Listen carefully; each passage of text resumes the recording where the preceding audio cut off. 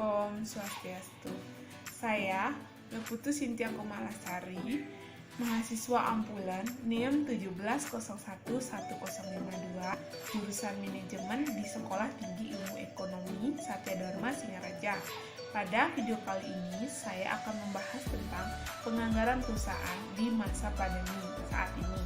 Pada masa pandemi COVID-19 ini telah banyak berdampak pada terganggunya sebagian besar aktivitas bisnis di semua sektor, termasuk sektor keuangan, sehingga dapat diprediksi mengakibatkan perlambatan pada pertumbuhan ekonomi global dan nasional. Pandemi ini juga berdampak beragam terhadap perusahaan dalam negeri.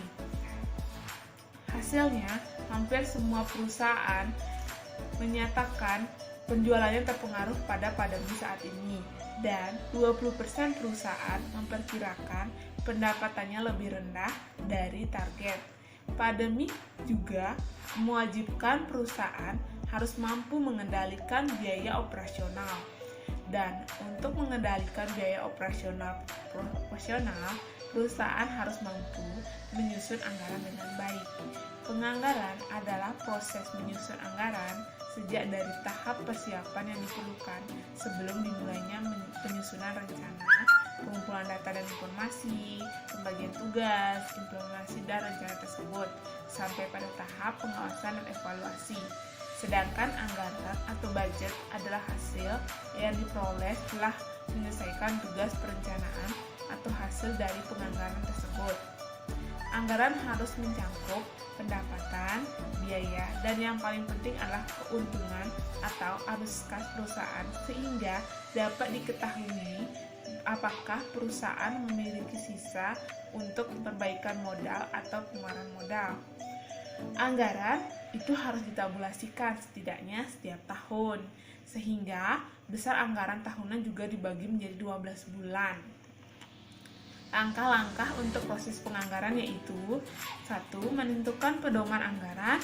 Pedoman anggaran perusahaan didasarkan pada anggaran selama setahun yang telah dibuat dan dipersiapkan beberapa bulan sebelum anggaran tahun berikutnya. Yang kedua, catatan dan perhatian dana yang tersedia. Dana yang terbatas dapat sangat menghambat proyek-proyek pertumbuhan bisnis. Oleh karena itu, dalam penganggaran perusahaan, perhatian yang memadai harus diberikan pada pendanaan yang tersedia, karena ketersediaan dana yang dapat diinvestasikan akan menentukan dimulainya proyek yang layak. Yang ketiga, penentuan anggaran. Langkah-langkah selanjutnya adalah menentukan anggaran belanja perusahaan yang telah dibicarakan dan dipersiapkan sebelumnya oleh banyak pihak di perusahaan. Yang keempat, dapatkan perkiraan pendapatan. Tidak dapat disangkal fakta bahwa anggaran penjualan adalah anggaran yang paling penting dari semua. Semua anggaran didasarkan pada anggaran penjualan. Selanjutnya, anggaran penjualan menentukan apakah bisnis itu menghasilkan pendapatan yang cukup untuk diperlukan untuk kelangsungan hidupnya. Oleh karena itu, perhatian yang harus memadai harus diberikan pada penyusunan anggaran penjualan dengan memperkirakan permintaan secara akurat. Yang kelima, dapatkan permintaan anggaran modal. Belanja modal memastikan ekspansi bisnis. Ini membantu bisnis untuk memanfaatkan peluang yang diberikan untuk pertumbuhan bisnis. Setiap rencana belanja modal harus diambil di muka, dan hal itu harus dimasukkan dalam proses penganggaran yang sesuai.